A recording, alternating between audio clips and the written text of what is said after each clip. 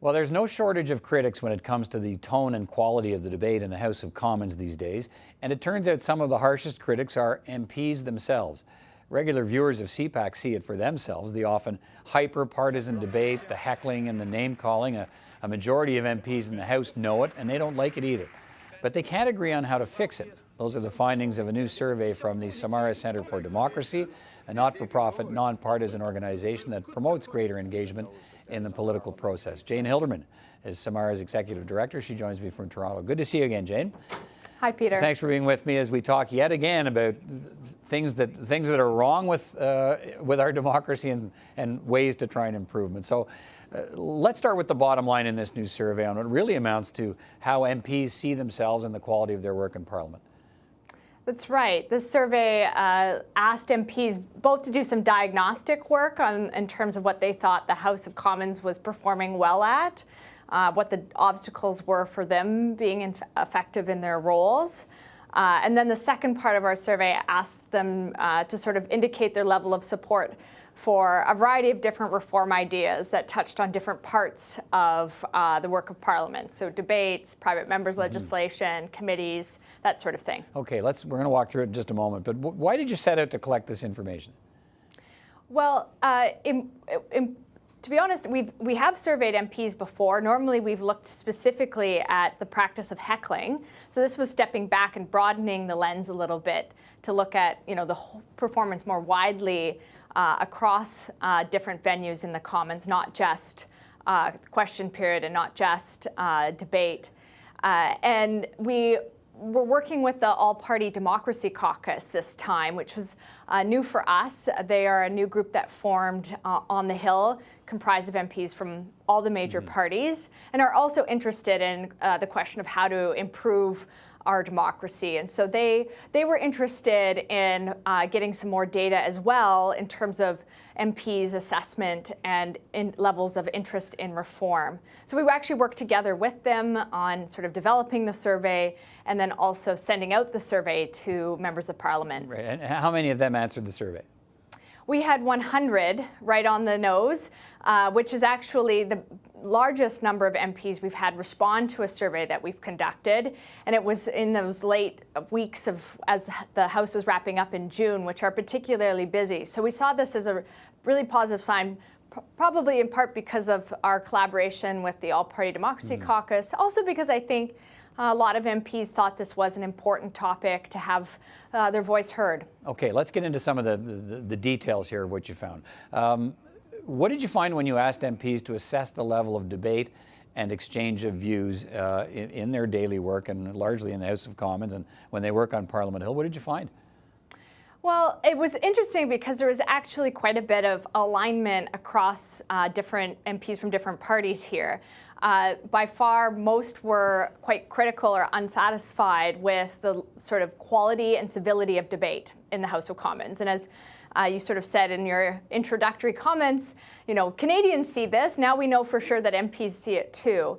MPs were also, I think, less disappointed or certainly felt that there was greater level of satisfaction with other parts of the House, namely the transparency and accessibility of the House. So that was just to sort of show that I think MPs are generally identifying sort of the same problems and the same challenges. Yeah, I mean, it's fair to say they get it. They're not happy with their workplace and the way they go about their business. So let me ask you, when you asked about how MPs see themselves as whether or not they're engaged in thoughtful scrutiny of government policy, spending, and legislation, thought this was really interesting because this speaks to the core of what their work is every day. What did they tell you? Well, they thought that these were the areas that they faced the greatest, I think, obstacles to accomplishing successfully. They cited time as being a major constraint and resources as well. This isn't brand new, but the fact I think it's coming up again and again suggests we haven't found a way yet of solving for it. And as you said, it goes back right to why we have a House of Commons in the first place, is to pass legislation, to provide scrutiny, to ensure our money, our public monies are spent appropriately. Yeah, and I think that should give Canadians some pause, shouldn't it? That they, you look at these numbers, and it's fully 50% of members of Parliament say they're not satisfied that they're able to do their jobs properly when it comes to policy and legislation. That's right. And yeah, I think that is the essence of what we're trying to solve for and start a conversation on the Hill about. Okay, you also found, let's talk a little bit about what could be working. You found that MPs feel they do their best work at committee meetings and at caucus. What does that tell you? Well, it was, I think, a good sign for committees because they are an area where MPs are looking at legislation. But both of those venues, particularly caucus, are really out of the public eye. So there is sort of a challenge here wherein, the House of Commons has a very public role, it's accountable to us as people, but the best work is happening behind closed doors, preventing, Canadians from sort of being able to see in and judge as well, why is that? So I think there's maybe some lessons to be learned from, why are those venues that maybe have less of that scrutiny or openness to them, that we could try to open them further to let Canadians see how they're working. In fairness, most of those committees do end up being televised, but they don't.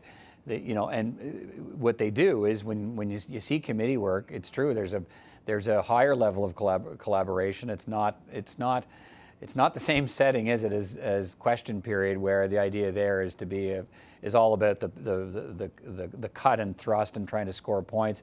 It's a little more deliberative when it comes to committee work. Yeah, and MPs like that style of work better, was what our survey showed. You also asked about collaboration across party lines. You got very different responses from male and female members of Parliament who answered your survey. Tell me about that. Yes, and we looked at, the gender breakdown across all our questions, and this was the only one that had a really significant gap. I think 74% of women MPs said they were dissatisfied with the way cross-partisan collaboration is happening in the House, compared to only 40% of male MPs, which is almost a 2-to-1 ratio. Why this is a great question. We do talk about the importance of having women in politics because they can bring a different perspective.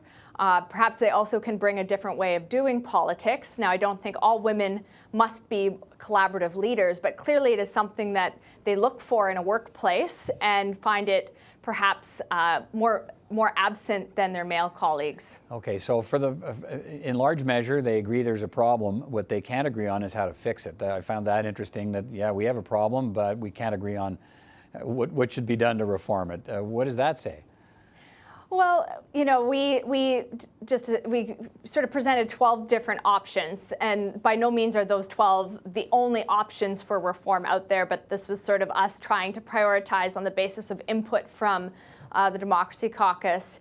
And yes, no one option had more than 50% support from MPs from all parties.